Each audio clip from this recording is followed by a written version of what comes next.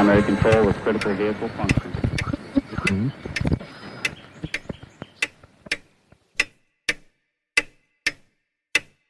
Welcome to Future Thinking, episode 113. My name is Alexander Schatten.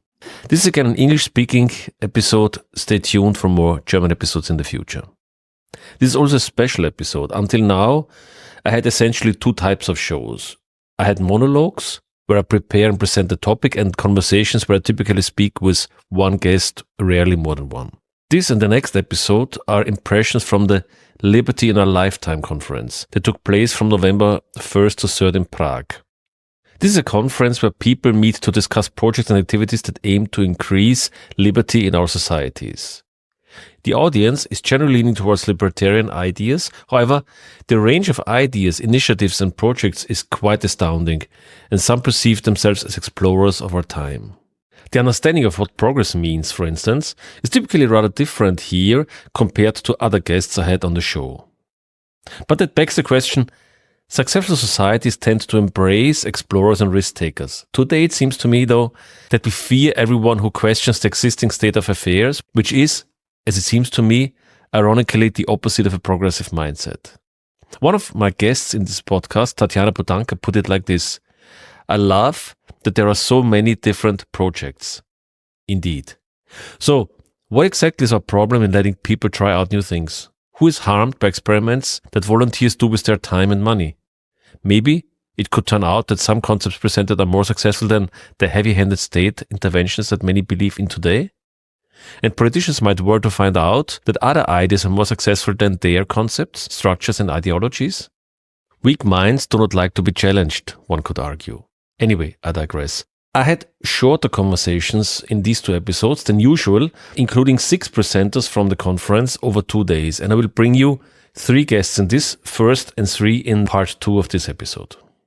Indeed, many different projects were presented and discussed. These 6 people give you an idea about the range of ideas. However, do not forget to check out the show notes. You will find links to the conference website with additional information and talks. Furthermore, there's dedicated podcasts concerning free cities, which will also be referenced in the show notes. As always, I do not endorse or judge any particular idea, but I want to give an impression of the wide range of ideas and projects that are out there. I think it can be very refreshing to see what approaches towards life and liberty other people have, especially at a time when our established systems and ideals are crumbling and clearly not working in numerous instances. What I find fascinating, what resonates very much with topics discussed in other episodes, is how experimentation is a core aspect of any dynamic society. Progress requires, I believe, educated experiments, strange minds and weird ideas. Many will fail, some will succeed, and all will inspire and be learned from. As another guest in this episode, Lauren Razavi, put it spot on, we need revolutionary thinking but evolutionary approaches. We will discuss in these 2 episodes how much collective action is required in a society and how much freedom and liberty is desirable. Did the pendulum swing too heavily towards government interference and what we could call a nanny and surveillance state? What can we do to change that, to get out of our stasis? I had a number of interesting and lively, controversial but always constructive discussions at this conference. Participating in such discussions seems beneficial for everyone. Well, at least it was for me, and I'm quite sure it will be for you too. Finally, some short additional remarks before we dive in. In some episodes, projects suggest new financial investment instruments. Unnecessary to say that there is no financial advice given in this podcast. As a full disclosure, Titus Gebel, who was guest in 2 previous episodes, number 77 and number 108, invited me to this conference. That is, I paid for the trip myself but received a free ticket to attend the conference. Also, if interested in a German conversation about these topics, please have a look at the mentioned previous episodes with Dr. Titus Gebel. Finally, this podcast is free and without advertisement. If you like what you hear, you can support me. Don't send me money though, rather subscribe to the podcast, provide some stars or thumbs up or whatever is available in your podcast directory of choice, and recommend this podcast, these episodes to colleagues, friends and family. Now let me give you a brief overview about the conversation in these 2 episodes. I will talk in the first episode with Massimo Mazzone, who is building a blue-collar free city in Honduras, Vera Kichanova, who is an urban economist, and Tatiana Butanka from the free Community of Montelibero. And in the second episode, I will talk with Lauren Razavi, who's building an online country for digital nomads. Then Grand Romand, builder of floating homes. And finally, I talked with Peter Young from the Free Cities Foundations, and this conversation with Peter was recorded at the end of the conference, so we both reflect our experience of the conference. Now, without further ado, to the conversation with Massimo Mazzone. Massimo, thank you for taking time. This is my pleasure. We could start with a short introduction of yourself. Well, I'm Italian. I'm 60-year-old, but I lived 30 years in Central America. I married there, 4 kids, and I'm an entrepreneur in Central America. My main business is the largest chain of pharmacies in the region. I've been a libertarian all my life, and with the ZEDE law, a law, very aggressive law in Honduras, I think I thought to do something concrete. We are at the conference, Liberty of a Lifetime is the name. So this begs the question, why a conference about liberty? I mean, some people would say we're living in democratic societies, and I mean, how is that a topic even any longer? Well, democracy, especially a democracy that compel a minority to do what they choose, it's not liberty. There is a famous Churchill aphorism that says that democracy is the worst of all the system apart all the others. And in a way it's true. I mean, the best system is liberties. There are very few things that need collective actions in the traditional contractual state. Social contract of Hobbes or Rousseau. I mean, probably you want to have centralized security, and you have to decide who's the sheriff. That's you need collective action. But outside that, you don't need collective action.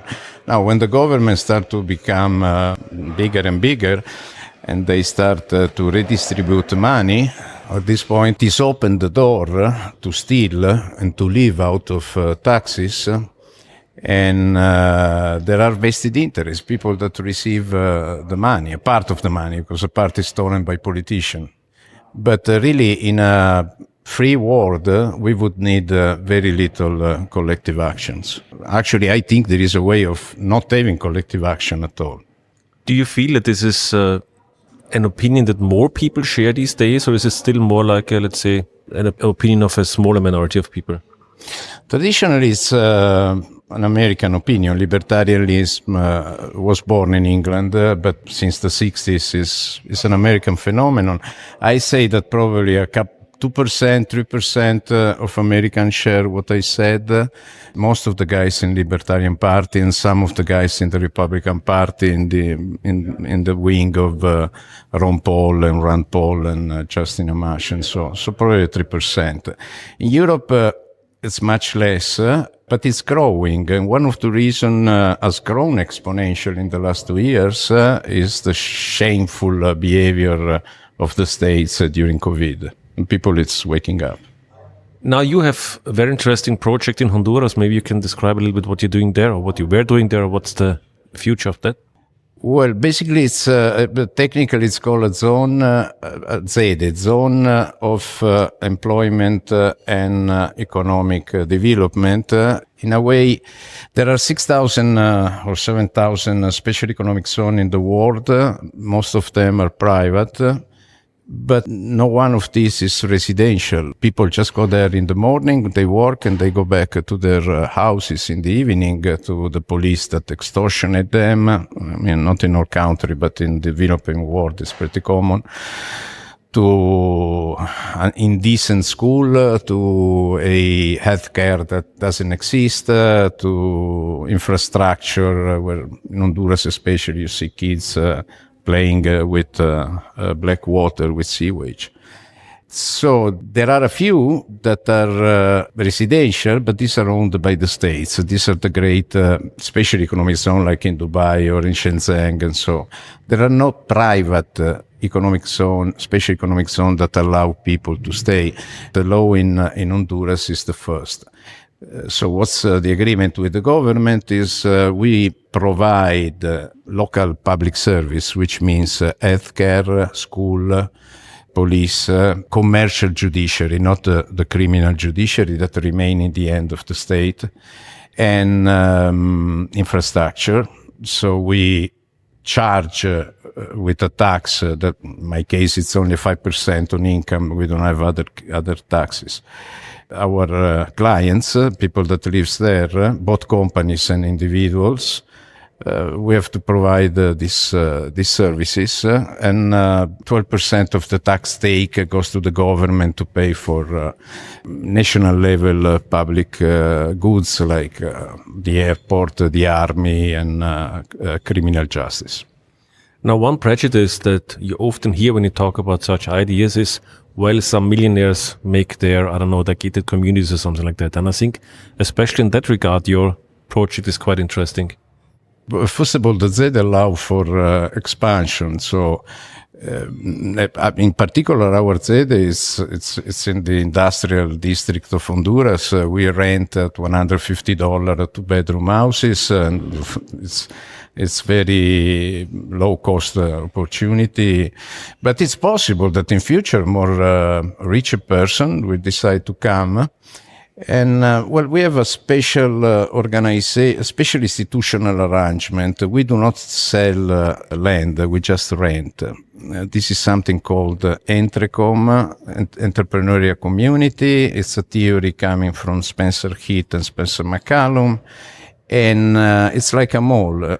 So a person that want to rent a space to sell watches, ask the owner what's the price, what's the level of security, and then decide if he wants to go in or out. There is not collective action. It's not that every year the tenant organize a strike to ask to lower the rent.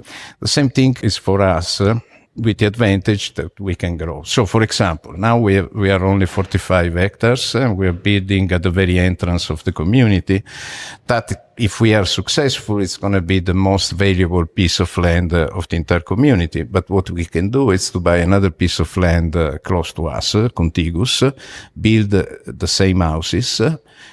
First of all, we do 3 months lease, so we could just wait for the end of the lease. But if you have a cherished clients that have been, you had a good relationship for many years, you say, I'm sorry, I have to move you because this place I can build a high rise and put McKinsey inside and making 10 times the money that I make with you. But there is a house, it's just like yours, it's new, and I throw 3 months of free rent if you move. It's just 1 kilometer away. So basically, if the person is reasonable, he will accept to move. But the bottom line is that I think you show that these concepts can work on also very low economic, people with very low economic potential. Absolutely. The point is, if you come to Morazan, the name of my community, you won't see mentions of $1 million because this guy makes typically $450, $500 per month, so they can spend a maximum of $200 on rent. In our case, they spend $150 all included, including security, including gardening, landscaping, and so every person that can make a favor to somebody else and charge for it is basically a working person, because that is the definition of work. And if it's a working person, he has disposable income and he has other needs. So it's a potential client. You have just to find the product that are good enough for them, and it costs you less than what the other people pay. Now, the motto of the conference is From Vision to Reality. Now, would you say you've shown how reality could look like? How do you see this type of ideas getting ahead, already leaving the vision state, or are we seeing some backlashes? Well, we showed that it works because from mid-21 to mid-22, we were working, making money. In this very moment, we have a line. We have about 250 residents in the community, and we have a line of 200 families that wants to come to us. And we are making money, not much, but we are making money. So we demonstrated it works. It's probably the best things we have done so far, because unfortunately a leftist party very close to Venezuela came to power in November 21 and has been trying to squash us since then. And if you look beyond your own project, how do you see the development globally? There is a tendency of, especially the big country, the European country, but also the US, to eliminate diversity. For example, this minimum tax of 12%, all the know your customer laws, the weaponized use of SWIFT by the US. On the other hand, it's very difficult to have a cartel with 160 or 170 members, whatever it is, the number of sovereign in the world. So they have a tendency, everybody has, all the big country have a fiscal problem. Fiscal problem that they will never resolve. There will be either repudiation of debt or an incredible bout of inflation. But they tried, like in any cartel, to undercut their friends, their friends in crime, because cartel is a crime. And so, for example, you see Portugal or Italy or Spain coming up with this opportunity for high net worth people to go there and not to be, I mean, they pay a lump sum, it's 100,000 euro in Italy, and they don't pay any other taxes, well, indirect taxes like VAT. In Switzerland, you can do it by canton. It's something like $400,000. I think in Spain, it's 100 euro, just like in Italy. And there are many examples, not only example of small Caribbean haven, but I mean, Italy is pretty much a heavyweight in terms of, it's one of the top 10 countries in the world in terms of GDP.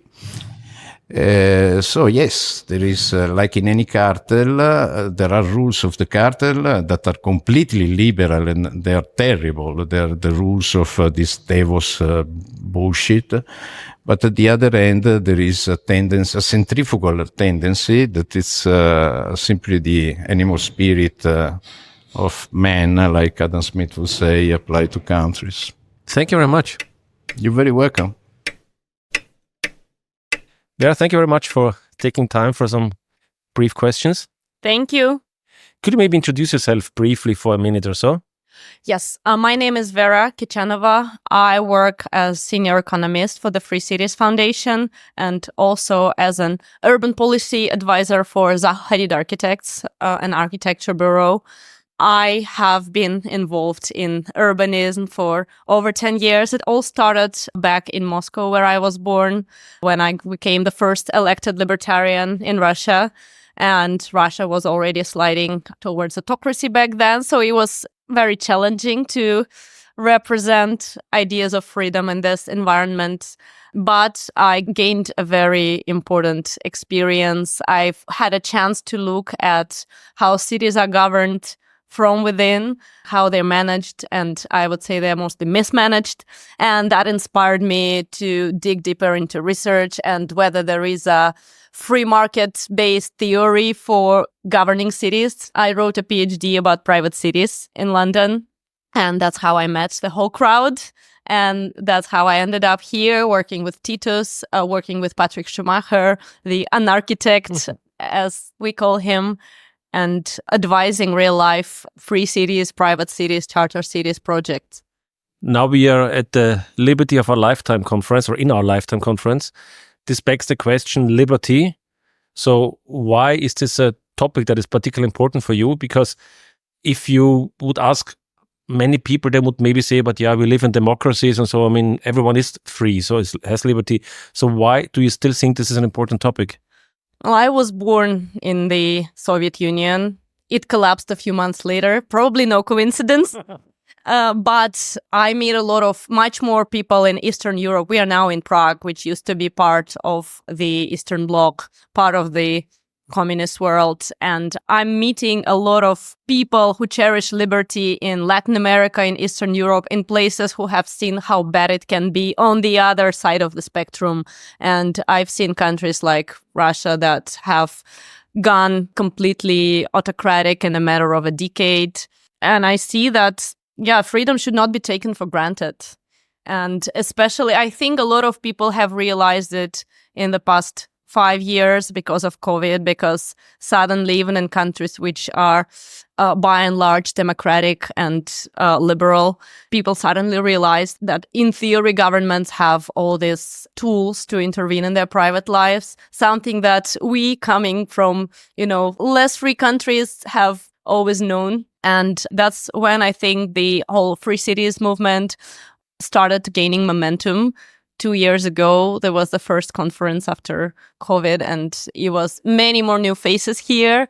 And so many people realized that they don't have to be tied to one particular location. So on the local level, when you don't need to go to office to work, and on a global level, when you don't need to be based in a country that you didn't choose. So you think that growing interest in liberty and topics of liberty is not just a phenomenon for people who lived in previous countries like Russia, but is also a phenomenon that is growing in Western countries like Europe or the US? Yes, absolutely. If you look at the geography of where people come from to this conference, they are from everywhere, from Honduras and Guatemala to Singapore, and a lot of people from the US, a lot of people from different European countries. Yes, I think that, as I said, in the past few years, people have realized that freedom should not be taken for granted, basically. And they are not tolerating even this, what we coming, from a more unfree perspective think as minor infringement on your liberty, because you think that you want to have more choice. So liberty is also about choice, as choosing the communities you want to associate with, choosing the rules that you want to govern your life, choosing people you want to associate with and live next to, choosing governance model, financial models, currency, all of these things. So we have been able to choose some of these things for a long while, like what currency you want to operate with, but not others. There is this concept of a social contract, that we as a society sign a social contract with the government and exchange some of our freedoms for protection. None of us have actually signed it. Now they're trying to build, for example, in Honduras, we just listened to this lecture, they are trying to build probably the first society in history where you actually actively have to sign an agreement of coexistence, which is a real life social contract. That means that nobody is forced to follow the rules. Everyone who joins the community joins it voluntarily. A society based on voluntary agreement, voluntary coexistence is also what freedom and liberty mean for me. I think what you said now already leads us a little bit to your topics of interest, like your research interests and what you're working at the moment. Would you tell us a little bit about your interests there? This year's topic is From Vision to Reality. That's what I've always been interested in. I've been fluctuating between working on visionary things and working on hands-on practical things. And I think it's very important to create this pipeline.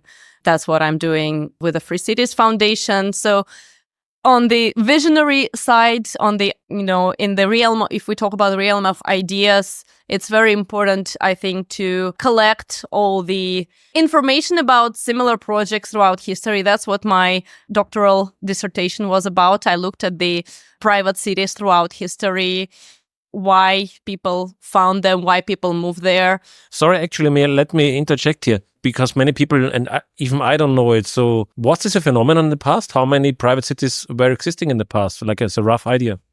A lot. If we go, I don't want to go too deep in history because the world was organized differently, but let's go back to the Middle Ages. A lot of European cities, including London, for example, were created by corporations of merchants who would get together and say, let's create a self-governance entity. We will create the right environment, we'll get rich, and we will reinvest our money into the city development. And the District of London, that's called the City of London, is still governed by an entity called the Corporation of the City of London. It's not a council. It dates back to that time. And until today, they're following the tradition. They have their own police. And even the king, to enter this territory, has to be formally invited by the Lord Mayor, which is a peculiar reminder about how it used to be. And then gradually we have forgotten that. So initially the word corporation, there was no clear distinction between a private corporation and a municipal corporation.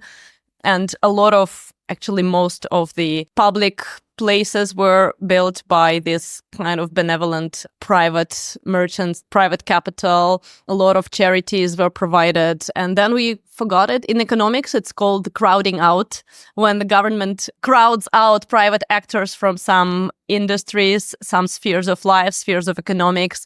They come and say, okay, we are taking care of the healthcare now. And then they say, oh, okay, the market cannot take care of it because you see they're not doing it. But why would they do? Because if you have to compete with a government monopoly.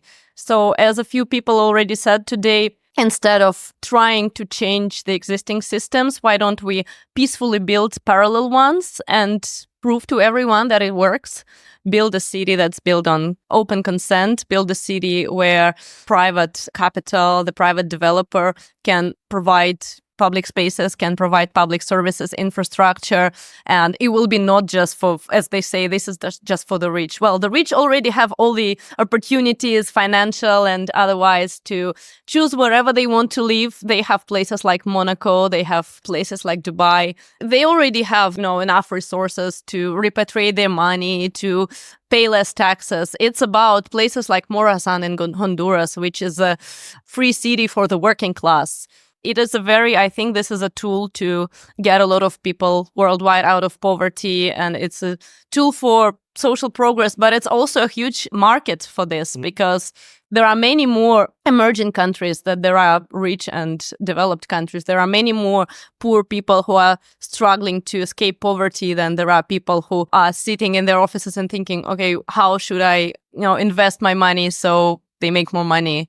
So yes, people, again, in Honduras. Why Honduras? Because these projects, I think they have the biggest potential in countries that have basically run by failing governments. You create a refuge from bad institutions.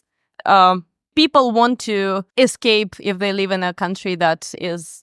So you can have, if you live in Germany, you may complain about, trains not coming on time or taxes rising, but you can cope with that. If you live in Honduras and it's dangerous to go out in the street and people are risking their lives boarding boats, crossing bay to get to America because they are so desperate, then if you create something like Morazan or Prospera, that's going to be a huge, huge deal breaker. But building a parallel infrastructure only works, I would say, if you are granted a number of liberties. Because let's say, if I would try to do this in Germany, I would still have to pay all the taxes here and all the, the social costs and whatnot. And then on top of that, I would have to pay the private ones. So this clearly cannot work, right? These are two separate issues, the economic and the legal one. So the economic side of private communities, it's quite a straightforward one. In the US, a lot of communities are run privately. For example, in developing world like India and Brazil as well. But we are talking here about the legal side. It's not just creating a privately run neighborhood. It's about creating a neighborhood that would have a special jurisdiction status, a neighborhood, a town, a city that will have some sort of a legal exemption from the host country, from the surrounding territory. And that's where the tricky part starts, because you kind of trying to create a refuge from the bad institution, but you rely on those same bad institutions. That's what I call the catch-22 of private cities. You have to rely on the same institution and hope that the government doesn't change its mind, but then you can have another government, not always coming peacefully.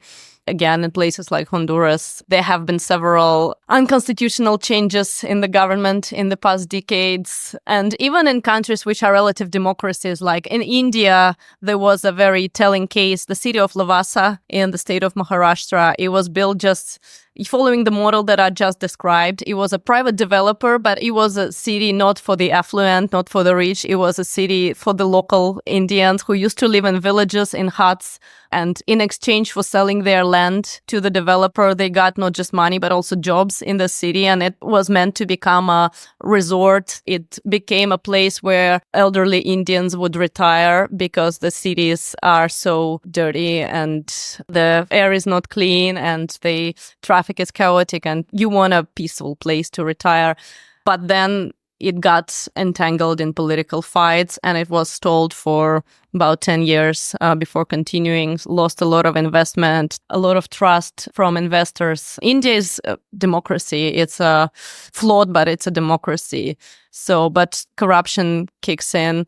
So that's the problem. And even if you take, a very democratic country, like arguably Canada, there was this story of Google trying to build a smart city near Toronto, and it was stalled by a public campaign. People who were afraid that Google will steal their data. I don't know why the same people who are very afraid of corporations stealing their data, never mind the government's doing it. Because Google doesn't have an army, Google doesn't have a police. The Toronto government does. But the same people think that's perfectly okay for them to know everything about us. But Google, it's very dangerous. So that's a side story. So even, if you take countries which have democracy, you might get the NIMBYs, people who are just against the development. And on the other side of the spectrum, you have more autocratic countries. You have some of the Middle Eastern countries are experimenting with these things. Titus mentioned NEOM in Saudi Arabia. It's a government-driven project, but they're trying to use this concept of one country, two systems. And some people are thinking that because, I've been working in architecture for 7 years, and it's easier to build a city from scratch in the Emirates in the desert than to get a permission to rebuild your own house in London. So that's why a lot of developers are looking into that direction. But these countries have threats on their own. And Saudi Arabia had a series of purges in 2018 when the current ruler imprisoned, in a luxury hotel, but it was still an imprisonment of his opponents. And for example, the Jeddah Tower, which is supposed to be the next tallest building in the world, the construction was stalled. And I think it's like a very telling symbol of what happens in these countries. They are not shielded from political instability. It's just another sort of instability. So I think that our biggest hope is in, the growing numbers, learning from each other, conferences like this. So usually around October is where my optimism peaks every year, because that's when we get here and you see people who are investing their own money, investing massive amount of their own time, and not giving up when there's another time the Constitutional Court breaks all the rules and says you're not supposed to be here, or the government thinks, okay, we've got enough investment, then we're going to usurp the profits. You learn from each other, you learn how to create better protection from that kind of instability, and you go forward.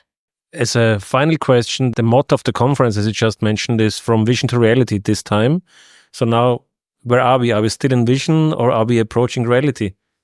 I think we're approaching reality, but you make 2 steps forward, the government pushes you 1 step back, you make another 2 steps forward. So it takes slower. As Titus showed us in his keynote speech, that if you look at Cologne, which was a free city, historically, it took them 200 years to kick out the bishop and become a free city with its own court, its own governance system. If you look at Honduran charter cities, it took them 20 years to, at least start building. 20 years were spent on political deals and negotiations and securing investment. It's accelerating the pace of progress, the pace of development, because as many people have already said, we are more mobile as ever. And we are voting with our feet. People from all sorts of countries, rich countries, poor countries, have much more opportunity today to vote with their feet. The governments have to cope with that, and some of them will hopefully be more open to agreements like that, and some of them will be more reasonable and introduce the kind of regulations like the ZEDA law in Honduras, which allows you to create a country within a country with its own rules where people move voluntarily and trial different new innovative governance models and ways of living. Thank you very much for your time. Thank you so much. Thank you. So, hi Tatiana, thank you very much for taking time. Thank you very much for your time. Maybe you could introduce yourself briefly. Yes, I'm an activist at Montelibero project based out of Montenegro. It is a libertarian project, decentralized DAO community, which we are quite proud of. We're at the conference Liberty in a Lifetime, and that of course begs the question, why is liberty important for you, or what aspects of liberty are important for you? And maybe some people might argue, but we live in democracies, in modern countries, so the problem is solved, no? Is it not? Oh, not really. I mean, there are so many aspects to it, but for me, I think one of the biggest ones is, and the one that is quite easy to see, is the whole monetary system, how it is designed to manipulate, make you poorer, how it controls the whole world. That's one of, if you go deeper into understanding how it all works, the inflation, national debts, etc., you will see, that there is the monetary system, which is a very big aspect in community exchange in value. You will see how not reliable it actually is, and that's where you kind of start from.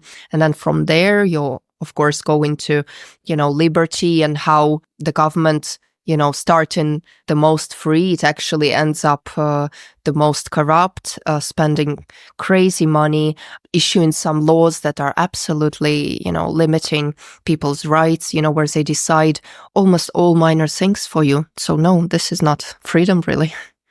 Your project is called Montelibero. Montelibero. So maybe you could talk a little bit about that. Yes, this project, it started as a conversation between libertarians, voluntarists, mostly Russian programmers. It started online, people discussing what can we do, how can we get closer to freedom, what are the steps. And then some of the members, they made a decision to move to Montenegro and actually start physical project based there. The first people who moved, it happened in 2021.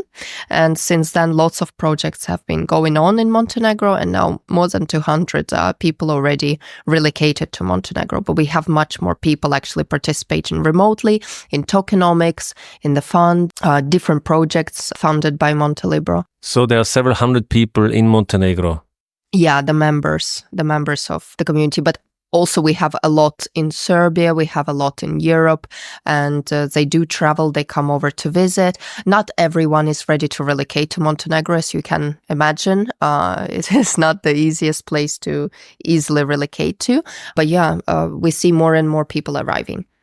Could you describe a little bit more what this project exactly does? Is it something like a free city, as I had already mentioned in this podcast?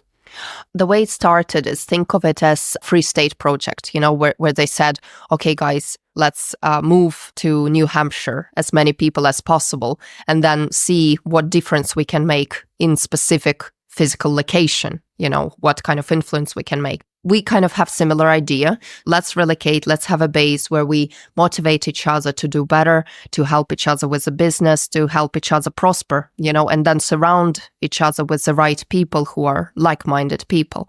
So that's kind of the main focus of the community. But then again, you don't have to be physically there to participate. We do have the city, Montelibero city that we are building. We do have different physical projects, but there are ways to participate remotely. If relocating is not for you, you can still participate. So what could I do remotely? Oh, you can do many things. For example, we have several funds in Montelibero, but one of the biggest one is called the First Montelibero Fund, which is more than 2.7 million euros worth. For example, you could invest into that fund and start getting dividends by purchasing MTL tokens. You could come to the fund and maybe ask for support, financial support, if you want to start some good business within the community. You could contribute by, we have MonteWiki, the kind of Wikipedia that is based in our community. You could contribute with the information there. This is like open source, similar to Wikipedia. You could contribute by creating different applications, maintaining the chats. There are so many things you can do. So what the project is, if I understand it correctly, oriented around business opportunities? Yeah, we want to be physically located close to each other, but the main idea is we want to create the economy where we can prosper. I think it's very important for people to know that they can fully kind of invest their time and energy, and they don't have to go and like earn money in some like corporate business that completely contradicts their values, for example. But actually we provide, we have our own tokenomics, we have our own stable coin. You can create your own token. Our community members created over 100 tokens already. We show how to do it, and we basically just give the tools. There is a fund if you need extra funding. There is people, the community, if you need extra resources, some brain force, some business partners. Now in the Montelibero city, we are actually creating the Techno Park. So we want it to be like a startup hub where you come, you learn, but you're very quick to start something. So it's not just like learning 5 years. There is the resource, it's there. You get like-minded people who are very wired to success and with as little involvement by the government as possible, and it's all happening now in Montenegro. But it's still operating within the law and the systems of Montenegro. Yes, this is true. In that sense, Montenegro was chosen as one of the most free economy for this type of community.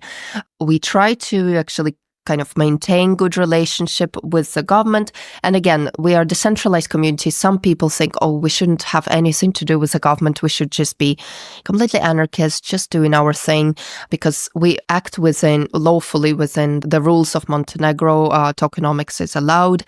But again, there are some people who are, for example, prepared if anything goes wrong in Montenegro, they change some laws, we can go and do seasteading, for example, because we are actually near the port, and the port is actually a free economic zone as well in Bar. So we are kind of open to those options, but that's the way we're doing it now. The motto of the conference is from vision to reality. So how far do you see reality away from your vision? If I speak from Montelibero perspective, I see how much has been achieved and how much has been done in a few years. But we understand that just our community on its own, I look at it as a social experiment. We are trying to get closer to freedom, and I'm very happy that there are other communities and other ways of people to try to achieve that freedom, like free cities, free economic zones. Some other people who just bought lots of land and announced themselves like they have nothing to, like Liberland, for example. I love that there are so many different projects, and I think we should maintain the relationship, try to maybe integrate some of the services, for example, exchanging tokenomics, our own tokens would be great. Let's just create as many of those places as possible and then see what succeeds, and then maybe copy some practice, join. So that's the way towards freedom that I see. Yeah. I think that is a very interesting aspect that I see also in the discussion or the conversation with Titus Gebel. The idea to allow for experiments, to try out different things, not like to leave the current tracks that we are in. But always, of course, with the risk or with the possibility to fail, right? But so then I understand that you don't see only your project, but you see more like you are one puzzle piece, if you will, and you try to interact with other projects. This is maybe as important. Am I seeing this right? Yeah, exactly. It's as important. And that's why, we try to keep track of what other communities are doing. If somebody created some, let's say, social network that is applicable for free cities, or if somebody created some, a token that the fund maybe that we can become part of, we look at all those opportunities. We signed the voluntarist covenant that was started by Liberstad, the community in Norway. So we showed that we actually, share the values and support it, and we just love all this ideas to, for example, I know now we actually have a Montelibero court. We have our own court system in the community, and we've had already 5 cases. And Liberland, for example, was very interested that we are doing it, and potentially other communities could maybe even use our service, because we actually have judges who worked for many years in the court system, actually. And now you can just come, pay a little fee, and get the resolution. So it's so important to integrate and share the experiences. Very interesting. Maybe you can tell our listeners where could they find more information about your project, about yourself, or whatever you think is important to share. Also, maybe as a remark, all of these references will, of course, be in the show notes, and you can just look on the show notes and follow it up from there? I think a great place to start, Free Cities Foundation website. But from Montelibero's perspective, you are welcome to come to our Wikipedia. It's in Russian and in English, monte.wiki. And also the website, montelibero.org. There will be more things mentioned during the presentations at the Liberty in Our Lifetime. So I just recommend watch it after, because there will be lots of useful links. I don't remember all of them on top of my mind. But I encourage you guys to really, pay attention. And there are lots of great things happening, join in with whatever energy you have, but participate in it. It really matters to us. Thank you very much. Yeah, thank you very much. So, this is the end of the first episode. Thanks to Massimo, Vera and Tatiana for sharing their ideas on liberty, the conference, and introducing the particular projects or initiatives. Please stay tuned for part 2 with Lauren Razavi, explaining how she's building an online country for digital nomads, Grant Romand sharing his ideas on floating homes, and finally, Peter Young from the Free Cities Foundation, reflecting on free cities but also on the Liberty in Our Lifetimes conference in Prague 2024. I wish you good morning, a great day, or a relaxing evening whenever you're listening. Share this if you like it. Hear you soon.